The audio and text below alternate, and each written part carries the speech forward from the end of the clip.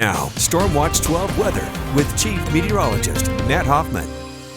Good morning and happy Saturday. It's going to be a wet and windy Saturday for southern Oregon and northern California. Some of the rain is going to be pretty heavy, especially towards the coast and in the Mount Shasta area. We'll also see some pretty gusty south and southeast winds for much of the region. Highs today into the middle 40s for Klamath Falls and Lakeview, 55 in Medford, up to 49 in Yreka, and 54 degrees for you folks in Brookings. There is a wind advisory in place for the Shasta Valley this afternoon. Gusts up to 50 miles per hour possible, especially towards Gazelle and Weed.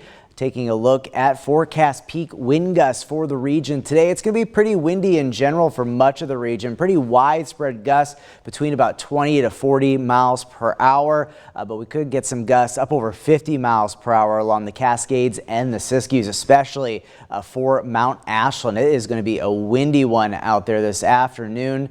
Winds will start to back off a bit into this evening and tonight. We got Bavarian night going on up at Mount Ashland. Not only will we see some windy weather, of course, but also snow in the forecast. That's the good news with this storm system, but we don't love to see the wind for the festivities there. We'll keep you posted on how that develops. As far as snow levels go, they're going to be pretty high during the day today. Most of the snow staying above 5,500 feet, but notice how snow levels drop tonight down to 4,000 feet by tomorrow morning. Here's a look at storm totals for snowfall through tonight and early Sunday morning. You'll notice a little bit of accumulation for our Cascade passes, 1 to 3 inches, maybe a little bit more up towards Diamond Lake. We'll have some light totals for our east side passes, maybe a quick 1 to 3 inches. But most of the higher snowfall amounts, Mount Ashland, several inches there, Crater Lake, 6 to 12 inches, and in the Mount Shasta area, especially those higher elevations,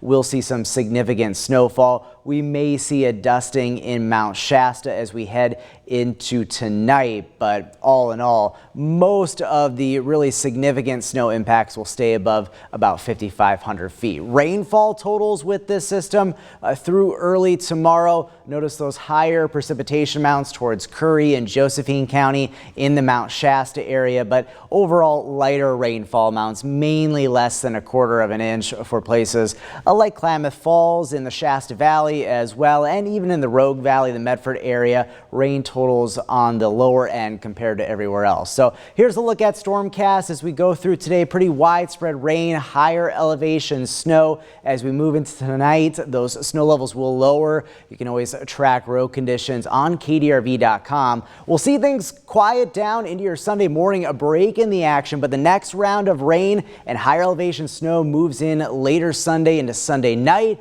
and we'll get another surge of precipitation as we head through the day on President's Day. So a very active stretch of weather. Some of the rain pretty heavy at times, including for the coast, and we'll see plenty of wet weather for the Rogue Valley. Won't be an all-day washout Sunday or Monday. Today is really going to be kind of our wettest and gloomiest day overall.